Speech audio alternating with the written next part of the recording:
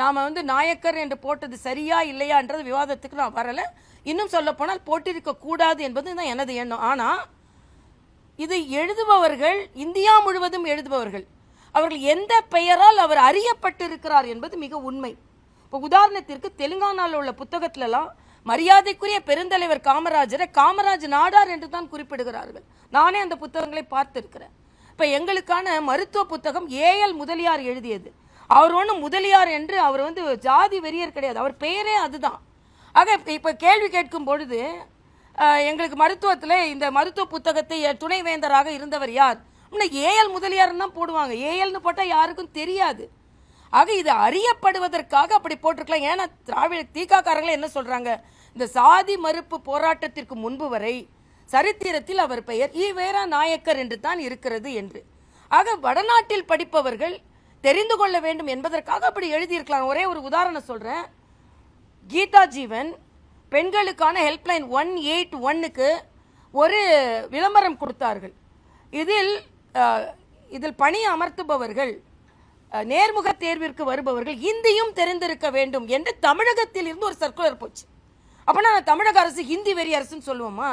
உடனே அவங்க என்ன சொன்னாங்க, இல்லை அதிகாரிகள் தப்பு செஞ்சுட்டாங்க, அதனால நாங்கள் எங்க மேல தப்பு இல்லைன்னு சொல்றாங்க இல்லையா? அப்படித்தான் எல்லாவற்றையுமே மத்திய அரசின் மீது திணிப்பது தவறு. மத்திய அரசு இன்னும் சொல்ல போனால் தமிழுக்கு மிகுந்த பெருமையை சேர்த்து கொண்டிருக்கிறது மத்திய அரசு என்பதை நான் தெரிவித்துக் கொள்கிறேன். இன்னைக்கு பார்த்தீங்கன்னா நான் காசிக்கு போனேன் எங்கள் அப்பாவோட அஸ்தியை கரைக்கிறதுக்கு. பல இடங்களில் தமிழ் பலகைகள் இருக்கிறது.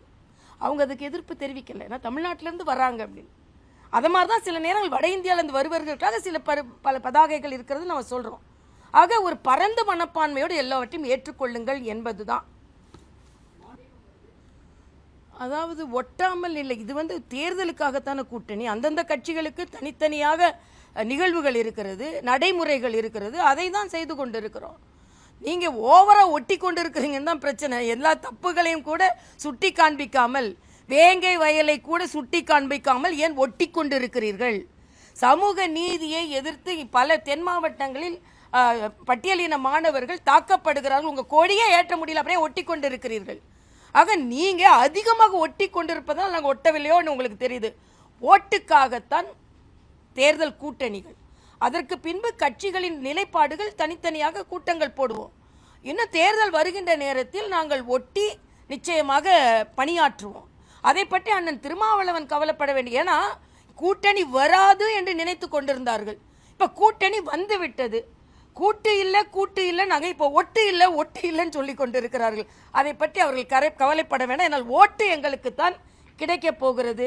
நீங்கள் அதிகமாக எல்லாவற்றையும் ஒட்டி கொண்டு இருக்கிறீர்கள் என்பதுதான் எனது கவலை. இன்னும் சொல்ல போனா அவங்க ஒட்டி இருக்கிறாங்க, ஆனா அவர்களின் தொண்டர்கள் பிரிந்திருக்கிறார்கள். எவ்வளவோ திருமாவளவன் கட்சியின் தொண்டர்கள் கொடியேற்ற விடலை, இந்த கட்சியை எதிர்த்து கேளுங்கள் என்று அவர்கள் கூட்டத்திலேயே பேசியிருக்கிறார்கள். ஏன் ஒரு பொதுச் செயலாளர் இந்த மாதிரி எதிர் கேள்வி கேட்கவில்லை என்று ஒரு கட்சியை விட்டு வேறு கட்சிக்கு மாறி இருக்கிறார்.